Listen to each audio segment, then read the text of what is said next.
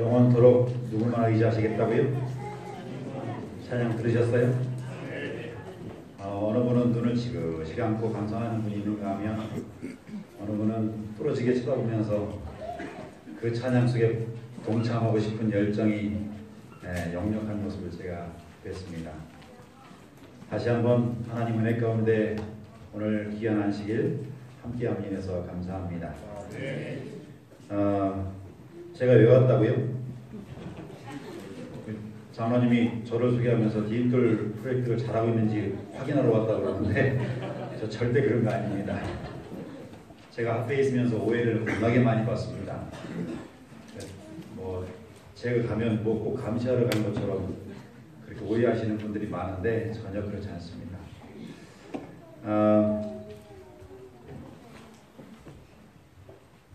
충청 앞에 27개 교회가 30여 개 교회가 신청을 했는데 다 선정을 할 수가 없었고 그 중에 계획이 미비한 교회들은 제외를 시킬 수밖에 없었습니다.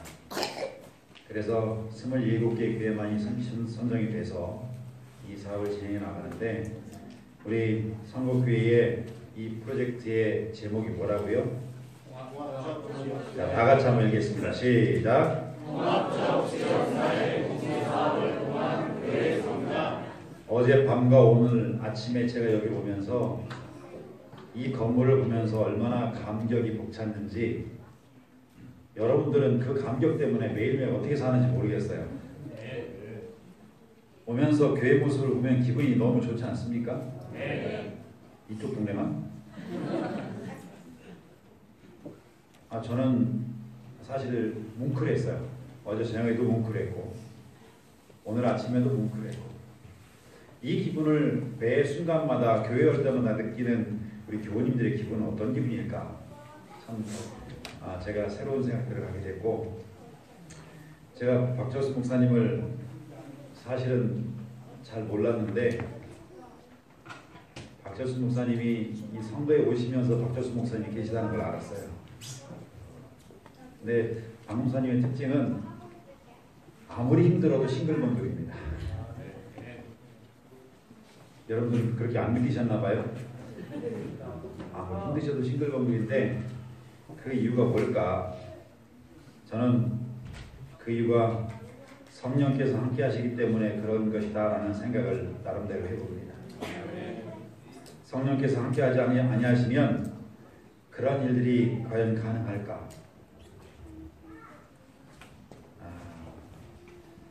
이 자리에 함께 있는 우리 성국교인들 모두가 성령께서 함께 하시는 성도들이라는 사실을 제가 확신합니다. 여러분들이 이 자리에 앉아 계신 것만으로도 성령의 음성에 순종하신 것이고 그 음성에 순종하셔서 찬양하고 예배하는 백성됨을 인하여 감사합니다. 오늘 안실학교 교과 시간에 제가 잠깐 찬양하는 모습, 토의하는 모습을 이렇게 살펴봤습니다. 어디 가든지 제가 교과 공부에 동참하기보다는 그 교과 공부를 어떻게 하는지를 제가 살펴봅니다. 왜냐하면 마이크를 조금만 줄여주실까요? 그래서 파울이 나는 것 같은데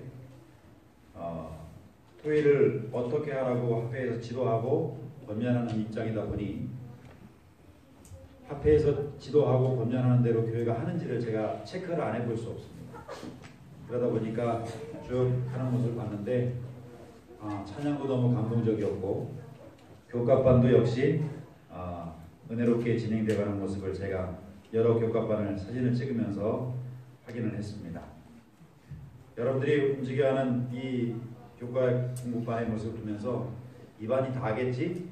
그게 반도 안 찼네? 라는 생각을 가지고 있었는데 알고 보니 대예배 시간에 다 오시는 백성들이 절반 이상이 되는 것 같아요.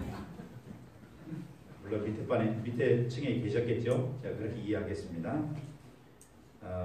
어쨌든 교회가 역동적으로 움직여가는 모습이 참 순간순간 감동이고 설레이게 하는 그런 모습임을 인해서 감사를 드립니다.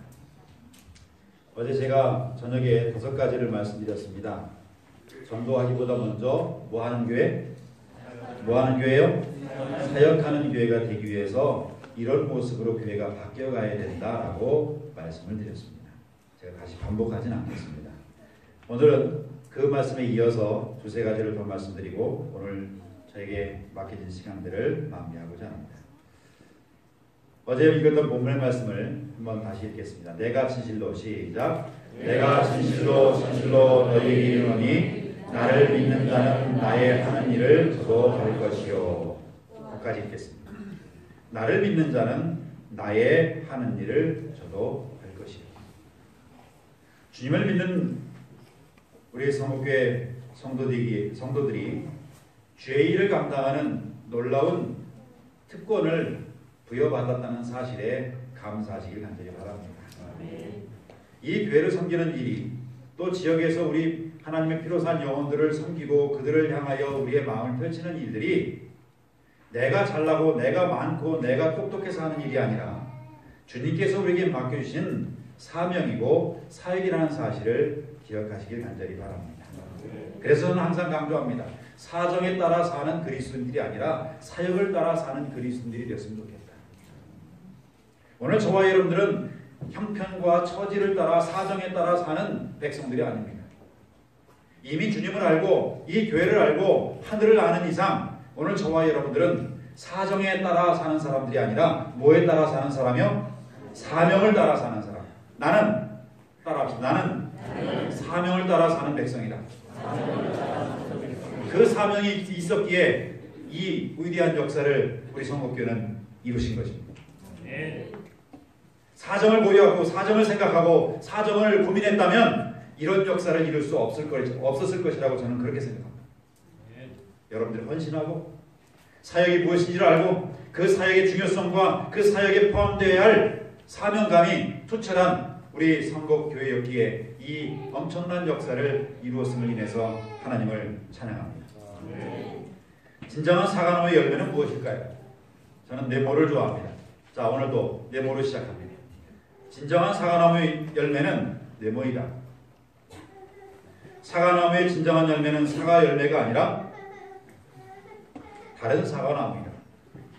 시간이 없어서 제가 빨리 갑니다. 다른 사과나무입니다. 두 번째, 소그룹의 진정한 열매는 새신자가 아니라 다른 소그룹이다. 50%의 힌트를 드렸습니다. 이제 두 문제는 여러분들이 맞추셔야 합니다. 리더의 진정한 열매는 추종자가 아니라 다른 리더이다. 새로운 리더이다. 전도자의 진정한 열매는 회심자, 구도자, 회심자가 아니라 새로운 전도자. 이 성국교회가 이 비전센터를 통하여 이루어가야 할 사역이 여기에 있음을 기억하시기 바랍니다.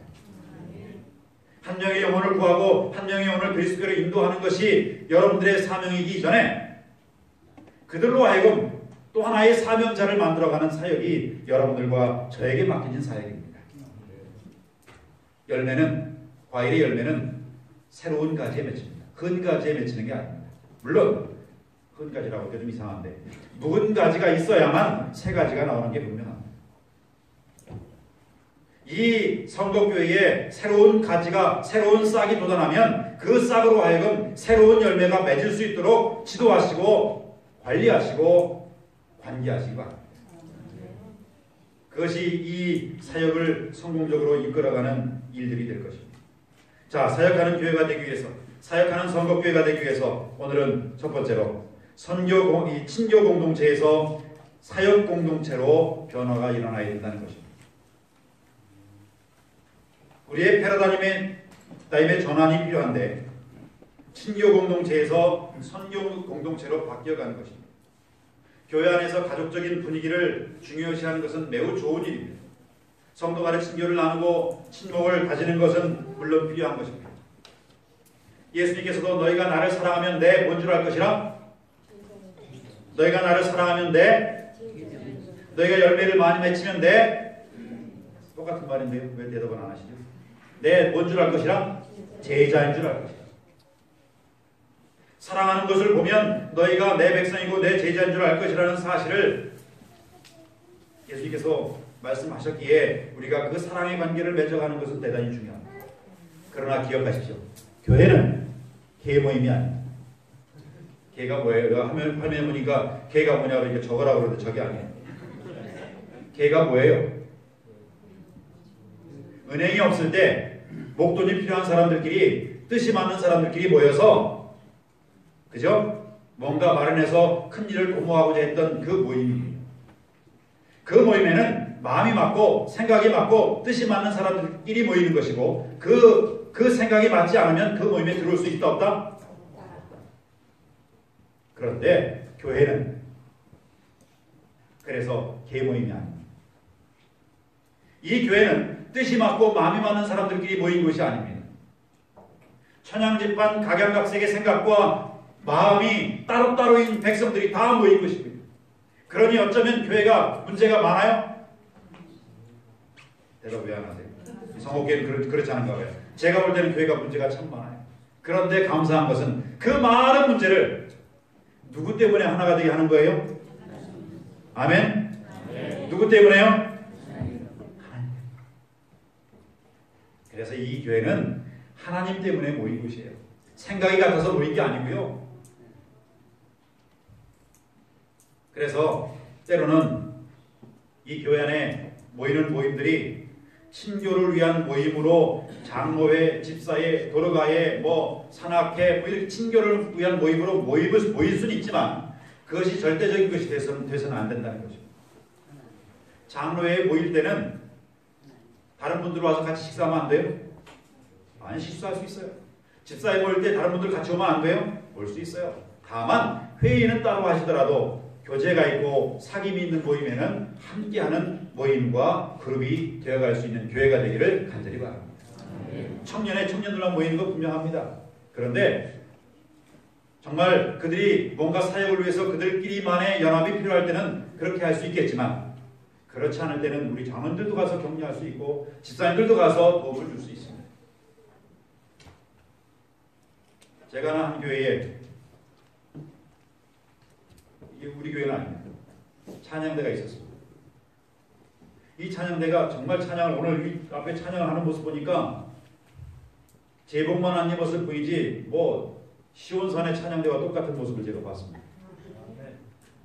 여러분 아멘 크게 하셔야 돼요. 그럴 때는. 그래야 찬양대는 힘이 나죠. 아멘이 그냥 입에 붙었어요 지금. 여러분들이 아멘 안 하면 이 앞에 있는 우리 어린이들 절대 아멘 안 합니다. 커서. 무슨 얘기인지 아세요? 이 교회에 아멘이 크면 클수록 부흥하는 교회고요. 아멘이 크면 클수록 어린아이들이 신앙적이고 믿음에 굳게 서는 백성들이 됩니다. 그렇게 하셔야 합니다. 제가 아멘, 목사가 설교에 감동이 없는데 크게 아멘 하라는 얘기 아니에요. 찬양대가 있었는데 그 찬양대가 정말로 찬양도 잘하고요. 목회도 잘하고요. 아니 그 예배드리고 찬양 연습하고 먹고 예배드리고 찬양 연습하고 먹고 얼마나 재밌는지 몰라요.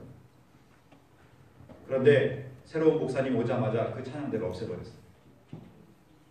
왜 없애는지 아세요? 뭐가 빠졌어요? 사역, 설교가 빠졌어요. 찬양대가 아무리 훌륭하고 탁월하다 할지라도 선교 활동을 하지 않으면 찬양대가 의미 없다. 문 닫았어요. 실망해서 떠난 사람도 있고요. 고민하던 교회가, 고민하던 청년들이, 고민하던 찬양대가 찬양 연습을 하고 예배드린 후에 노방전도를 시작했습니다. 그러면서 6개월 후에 찬양대가 다시 조직이 됐습니다. 그 목사님이 의도한 것은 아무리 훌륭하고 멋진 찬양을 해도 그 찬양 속에 그 찬양 대원들이 그들의 열정 속에 선교와 사역이 빠지면 안 되겠다는 것입니다. 이 교회의 장로들이 아무리 훌륭하고 집사회가 아무리 멋지게 운영돼도 도로가회가 아무리 봉사를 탁월하게 해도 그 핵심은 선교가 되어야 된다는 사실을 잊지 않기를 간절히 바랍니다. 교회는 사람을 구원하기 위해 하나님께서 세우신 기관이다. 교회는 봉사를 위해 조직되었고 그 사명은 온 세상에 복음을 전하는 것입니다. 서울의 외곽에 한 주택가에 작은 교회가 있었습니다. 예배당도 없이 가정집에서 초라한 예배를 드렸습니다. 그런데 성도들의 마음은 보통 따뜻한 게 아니었습니다. 모이면 말씀을 뜨겁게 연구하고 흩어지면 그들이 연구한 말씀을 가지고 말씀 속에서 배운 것들을 실천했습니다. 그 지역이 재개발 지역으로 묶인 지역이어서 그 지역에 사는 사람들이 대부분 가난했습니다. 교회는 그들을 돕기 위해서 교회의 대부분의 예산을 그들을 돕는 일에 할애했습니다. 쌀을 사서 나눠주고요, 연탄을 배달해주고요, 전기를 고쳐주고, 도배를 해주고, 방충망을 달아주고, 수년 동안 처음에 그 일을 시작할 때 많은 사람들이, 동네 사람들이 이상하게 생각했습니다. 의아해했습니다. 그런데 2년, 3년, 4년 그 일이 반복되니까 많은 사람들이 그들의 봉사와 그들의 노력을 기쁘게 받아줬습니다. 칭찬하고 그들의 봉사에 감동을 받았습니다. 그 감동받은 백성들이 2년, 3년이 지나면서 한 사람씩 교회에 나오기 시작했습니다. 교회에 나오라고 하지 않았습니다. 우리 교회가 적이라고 하지 않았습니다. 우리 교회가 적이라고 이야기하기도 창피했습니다. 왜요? 초라한 가정집이었기 때문에. 그런데 사람이 늘어나면서 한 사람씩 교인이 늘어나면서 공간이 부족했고, 그래서 부엌을 헐었고 거실을 헐었고, 이제는 추녀를 달아내고, 이제는 그것도 부족해서 마당에 포장을 씌고 함께 예배를 드리기 시작했습니다. 재개발 지역이었기 때문에 재개발이 시작되었고, 재개발 부자가 공사가 시작되면서 그 집이, 그 예배당이 철거 위기에 놓이게 되었습니다. 그 즈음에 그 재개발 사업을 하면서 그 지역에 종교부지가 하나 나오게 되었습니다. 그 종교부지를 놓고 각 종교단체들마다 다 자기들 달라고 아우성이었습니다.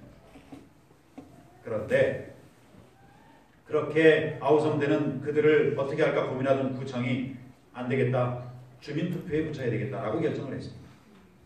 그리고 주민투표를 시행했습니다. 그런데 놀랍게도 그 인근에 많은 주민들이, 뭐 좀 큰 교회도 있었고 규모를 가진 그러한 교회들이 있었지만, 그러한 규모 있는 교회들의 대부분의 교회들의 교회 부지, 종교 부지를 주자고 표를 던진 것이 아니라, 비록 허물어져가는 작은 교회였지만 자기들과 뭔가 관계가 있었던 그 조그만 교회에 그 종교 부지를 주자고 손을 들어줬습니다. 주민들의 눈에는 그 작은 교회가, 그 조그만 교회가 자기들에게는 가장 무슨 교회? 큰 교회, 필요한 교회라고 생각했습니다. 그 교회가 어떤 교회인지 아십니까? 이 교회입니다. 이 교회가 어떤 교회인지 아세요? 네, 제가 간판을 좀 크게 쓰게 잘못했습니다. SDA 태능교회라고 써있죠? 태능재림교회. 25년 전에 태능교회가 그렇게 지어졌습니다.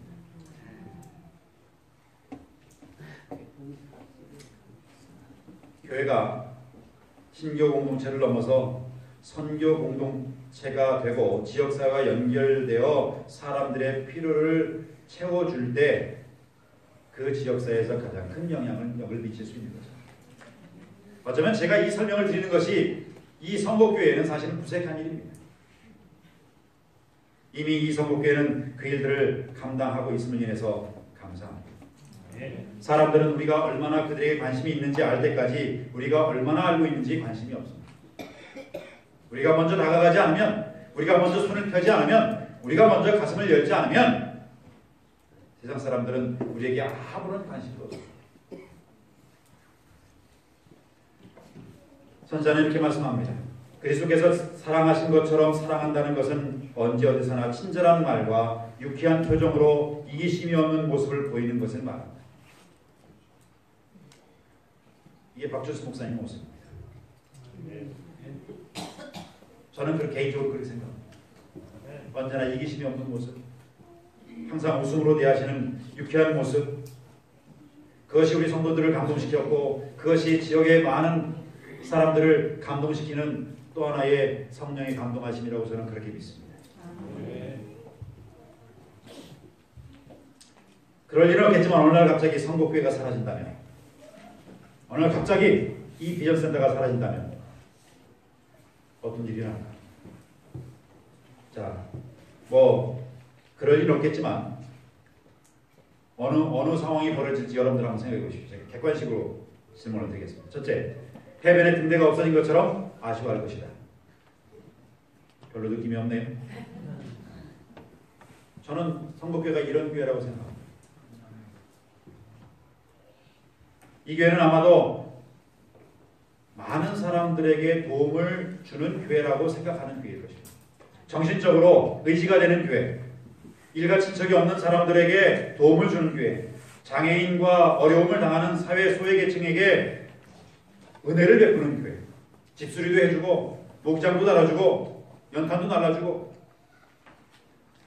제가 아는 한 교회는 교회에다가 그 교회는 다른 거 안 해요. 그 지역에서 교회 정문 앞에다가 쌀도가지 하나 갖다 놨어요. 뭐 갖다 놨다고요? 우리 학생들은 쌀도가지가 뭔지 모르죠. 쌀단지. 쌀단지를 하나 갖다 놓고 봉지를 갖다 놓고 쌀을 채워 놓습니다. 누가 가져가는지 모르고 필요한 사람 가져가라는 문구 하나만 있습니다. 교회는 아무것도 안 합니다. 그냥 쌀 채우는 일밖에 안 합니다. 떨어지면 채우고 떨어지면 채우고. 그 쌀 요새 누가 퍼갈까? 누가 합니다. 그래서 유명해진 교회가 있습니다. 지역사회에서 그들의 마음을 채워줄 수 있는, 그들의 허전함을 채워줄 수 있는 교회, 아마 해변에 등대가 없어진 듯 그 교회가 없어지면 아쉬워할 것입니다. 두 번째, 동네 야채 가게가 없어진 듯 서운해할 것이다. 뭐 처음에 아멘 안 했으면 여기 아멘할 백성이 없죠. 이런 교회는 어떤 교회일까요? 있으면 좋고 없으면 말고 아쉬운 거예요. 그죠? 교회가 성령학교도 하고 경로잔치도 하고 세미나도 하고 뭐 여러 가지 지역을 위해서 봉사하는 것 같긴 한데 이름은 있지만 등대교회만은 못하는 거예요. 세 번째, 마을 어귀에 묘지가 옮겨간 듯 시원할 것이다. 이제 비웃어지죠? 아멘이 안 나오고. 어떤 교회예요? 없어질 교회입니다. 예배드리는 날이면 지역 주민들과 한바탕 나지를 펴야죠.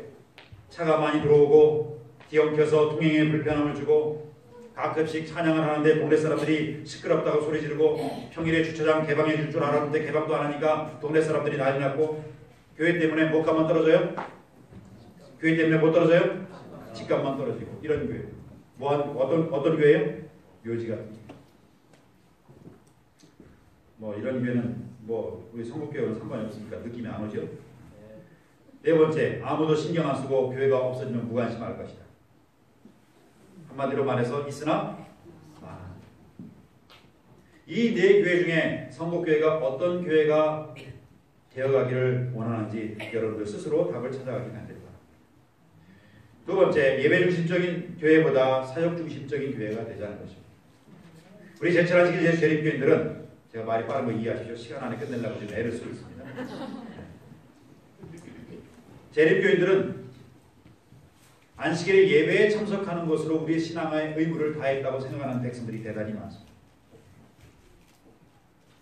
그래서 화요일이 뭔지 금요일이 뭔지 이제 까맣게 잊어가고 있습니다. 너무 안타까운 일입니다. 신자들이 예배를 드리는 것으로 내 사명과 의무를 다했다고 생각한다면 그것은 균형진 신앙에서 떨어져 가고 있는 것입니다. 말씀을 들었으면 그 말씀을 실천할 수 있는 열정이 오늘 우리에게 필요한 것입니다. 말씀을 많이 들으면 들은 만큼 실천해야 합니다. 우리 재림교인들은 말씀을 고차원적인 말씀을 많이 들어요. 유명한 강사들의 말씀을 인터넷을 통해서 겁나게 많이 들어요. 그러다 보니까 담임 목사님 설교가 때로는 싱거워요? 뭘 아니에요. 싱거워요 원래. 저도 그런 얘기 들었어요. 목사님이 맨날 뜨끈뜨끈하고 영적인 감동적인 말씀을 메시지를 전했으면 좋겠는데 목사님도 그렇지 못할 때가 있어요 없어요? 목사도 설교가 생각이 안 나가지고 안식일 새벽 2시부터 설교 준비할 때도 있어요. 어쩔 수 없어요. 그건 안 떠오르는데 어떡하라고요. 그러다 보니까 뭐 다양한 여러분들의 유명한 강사 김모 목사님, 홍모 목사님 이런 목사님들의 설교를 듣다 보니까 우리 교회 목사님과 비교가 되는 거예요. 그래서 우리 재림교인들은 설교를 평가하는 데는 달인 수준이에요.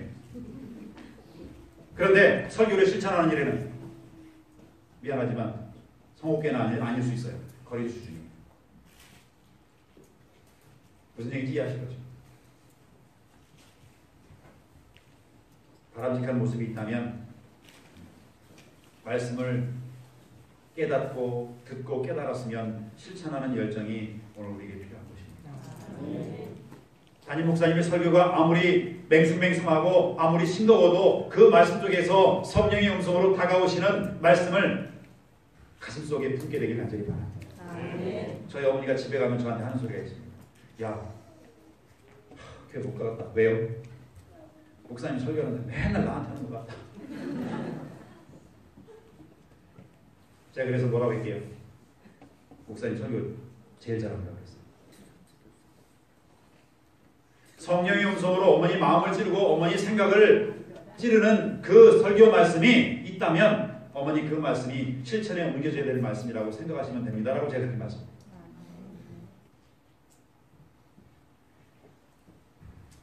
어제 저녁에 얘기했죠? 서천교회 전도회 이야기. 전도회 하는데 우리가 통상적으로 하는 전도회를 하잖아요. 이렇게 어린이들 분장시키고요. 난타 공연하고요. 예, 장학금도 주고요. 예, 또 집사님들이 식사 대접도 이렇게 일주일 내내 하고요. 식사를 150명 식사를 일주일 내내 하는 거예요.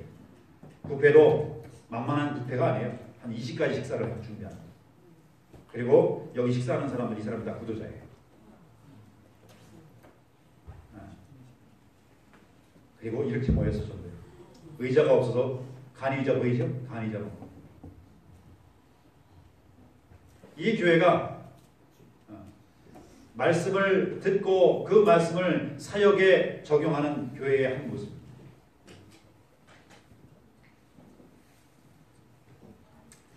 선자는 이렇게 말씀합니다. 신자들이 하나님과 동역자가 되는 진정한 의미를 체험으로 깨닫게 될 때, 빨간 것이만 있습니다. 밑에 부분 교인들의 시작. 교인들의 대부분이 하나님의 동역자가 되지 않는 한 성령을 부으시는 일은 결코 없을 것이다. 제 지난 시간 예수자리 교인들이 제일 기대하고 소망하고 바라는 게 뭔지 아시죠? 무슨 성령? 늦은 성령. 우리는 입으로 늦은 성령은 수도 없이 봤는데 그 늦은 성령이 우리와 함께하기 위해서는 우리가 누구와 동역자가 되어야 된다고요? 누구와 동역자가 되어야 된다고요? 하나님과 동역자가. 동역자라는 의미가 뭔지는 제가 설명을 안 드려도 알 것입니다. 같이 걸어가는 사람, 같이 일하는 사람, 그게 동역자입니다.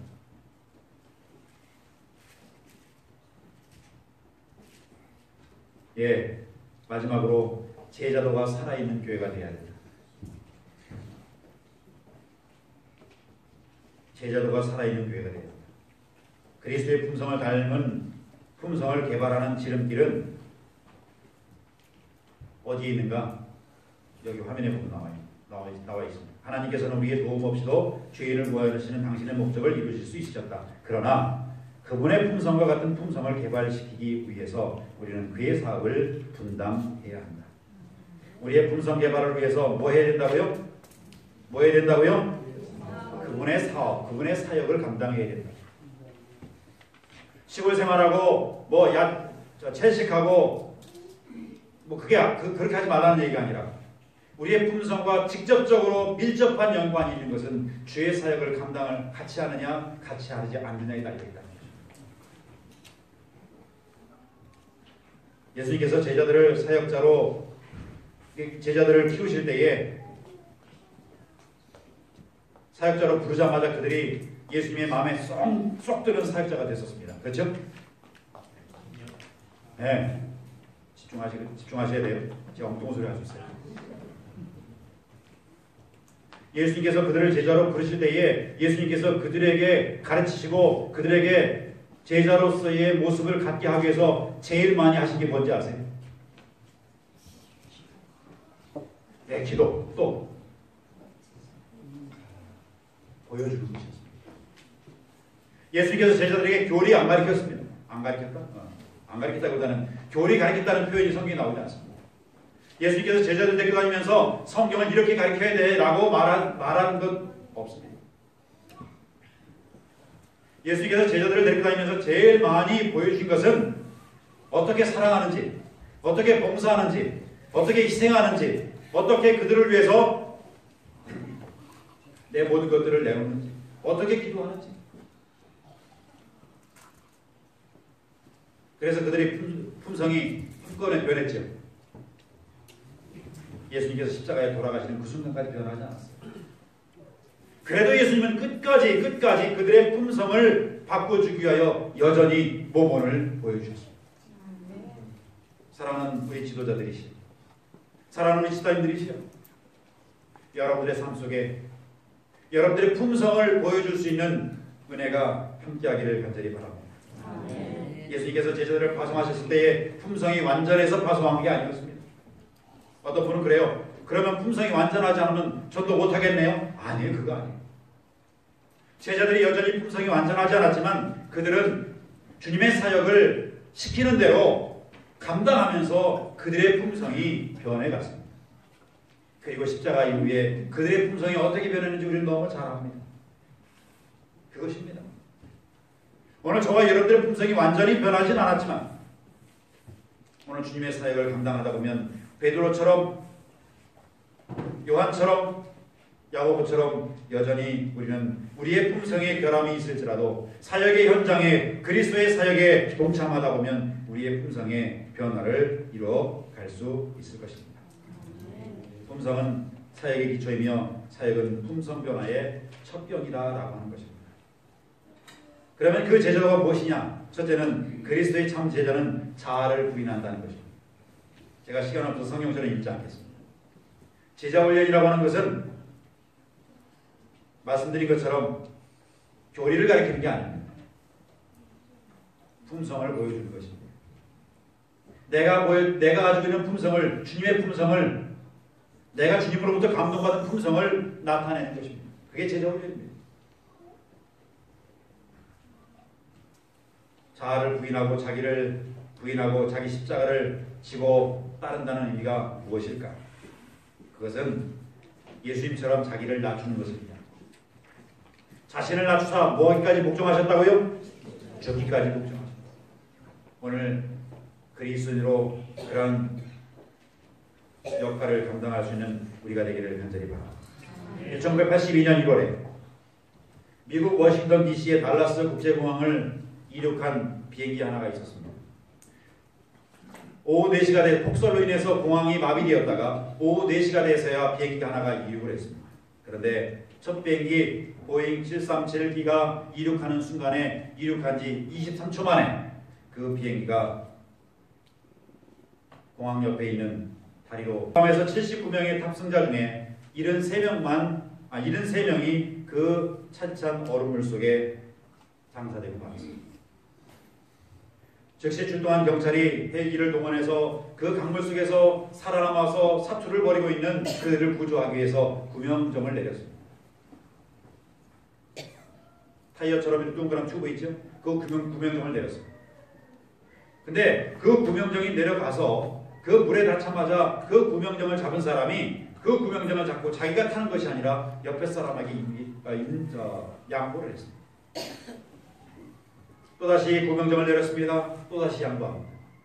또다시 구명정을 내렸을 때 또다시 양보합니다.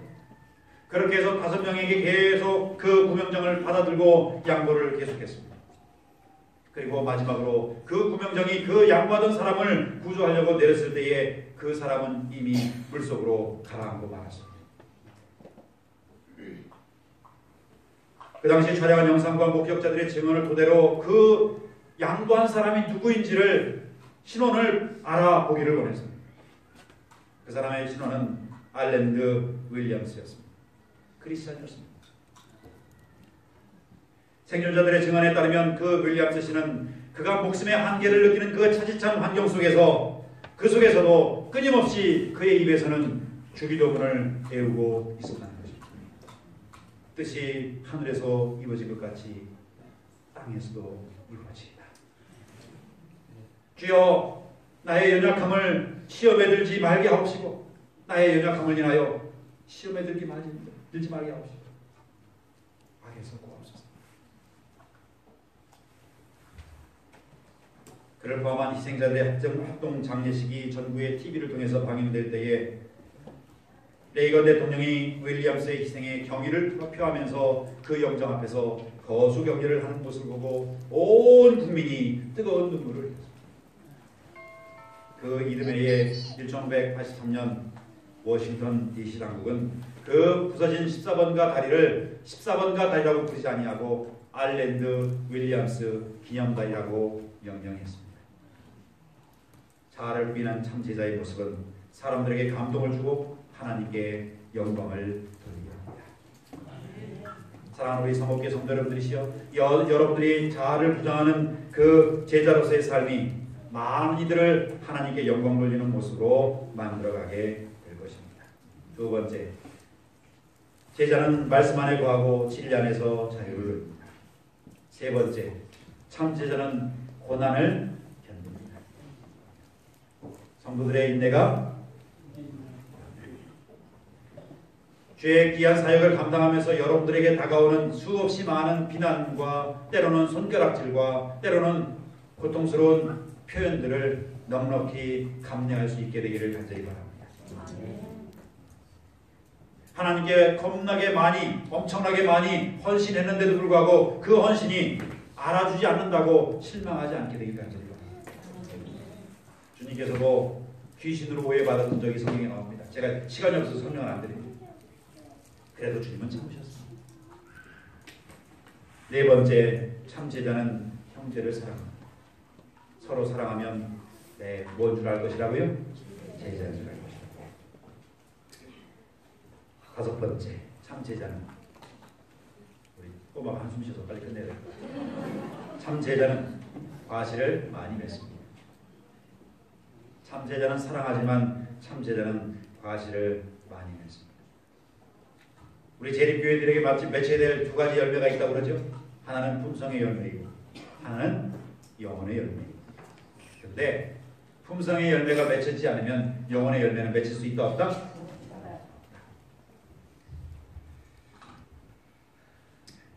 제가 어느 날 수박 가게에 갔습니다. 수박상. 수박을 3통을 살려고 딱 가게 아주머니하고 딱 맞닥뜨렸는데 수박 한 통에 7,000원이었습니다. 3통이면 빨리 계산하세요. 더 빨리 먹으려면 21,000원. 저희 어머니가, 제가 목회 나가면서 저희 어머니가 저한테 하신 말씀이 있습니다. 야, 어디 나가서 목사가 70머리 깎이게 물건 깎지 마라. 근데 그 깎는 거 누구한테 배웠어요? 어머니한테 배웠어요. 양복 입고 물건 깎는 게 영 거실렸던 모양이에요. 어머니 마스터 병원에. 그래도 배운 게 그거니까 깎는 기술이 있지요. 그 3통이 21,000원인데 우사리 돈 떼자고. 우사리가 뭔지 아니? 우리 꼬마들 오늘 좀 크겠다. 끄트머리 돈 21,000원이면 얼마? 1,000원이 우사리야. 그거 떼자고. 한 5분 이상 실갱이 한 것 같아요. 한참 실갱이 하고 있는데 깎자. 안 남는다. 깎자. 안 남는다. 옆에서 목사님 안녕하세요. 와, 제가 그 순간에 얼마나 얼굴이 뜨끈뜨끈했는지. 저희 집사님이, 그분도 과외사로 와서 좀 제가 깎는 모습 보고 실갱이 하는 모습은 봤으면 모른 체 하시지 그냥 꼭 아는 척 하시느라고. 그날 이후로 제가 결심했습니다. 목사는, 그리스도인은 어디에서나 어떤 상황 속에서나 똑같이 살아야 됩니다. 안에서나 밖에서나 똑같아요. 이 마지막 시대의 제자들을 주님은 이렇게 말씀합니다. 어린 양이 어디로 인도하든지 따라가는 자라고 말하고 있고, 그 입에 무엇이 없고 거짓말이 없고 거짓이 없고 흠이 없는 자. 오늘 우리가 그 마지막 시대의 제자도에 걸맞는 백성들임을 자부하시기를 간절히 바랍니다. 제가 한 문구를 읽고 마치겠습니다. 저는 이 하영조 목사님의 이 책에서 나오는 이 표현을 대단히 좋아합니다. 제가 빨간 글씨만 읽겠습니다. 교회만 생각하면 밥을 먹지 않아도 배부르고 잠을 이루지 못해도 신이 난다. 아무리 고통스럽고 힘들어도 교회만 생각하면 행복하다. 힘드세요? 시계가 저 뒤에 있는 게 천만다행이에요. 이 빨간 거 읽으면 아멘 해야 되는데. 자, 여러분들 아멘 안 할 것 같아서 제가 이렇게 바꿨습니다. 자, 다 같이 읽겠습니다. 시작. 선거교회만 생각하면 밥을 먹지 않아도 배부르고 잠을 이루지 못해도 신이 난다. 아멘. 아무리 고통스럽고 힘들어도 선거교회만 생각하면 행복하다. 아멘. 선거교회는 선거지역을 움직이는 열쇠요 방향이요 정신이다. 그래서 선거교회가 타락하면 선거지역이 타락하지만 반대로 선거교회가 살아있으면 선거지역에 희망이 넘친다. 생기와 기쁨이 넘치고 능력과 기적이 역사하는 선거교회, 사랑과 은혜가 흘러넘치는 선거교회를 만들어보지 않겠는가? 아멘. 제 속이 다 시원하네요. 이 아멘이 넘치는 교회가 부흥하는 교회고, 이 아멘이 넘치는 교회가 사역을 중심으로 여러분들의 꿈을 이루어가는 선거교회임을 기억하시기를 간절히 바랍니다. 아멘. 모쪼록 이 선거교회를 통해서 통합적 지역사회 봉사 사업을 통한 교회 성장을 꿈꾸는 여러분들의 소중한 꿈이 넉넉히 이루어지고도 남음이 있어서 이 천안 지역에서, 아니 이 충청합회에서, 아니 더 나아가서 한국연합회에서 선거교회를 바라보라고 하는 표현이 자연스러운 표현이 될 수 있게 되기를 간절히 바라면서 오늘 말씀을 마치겠습니다. 아멘.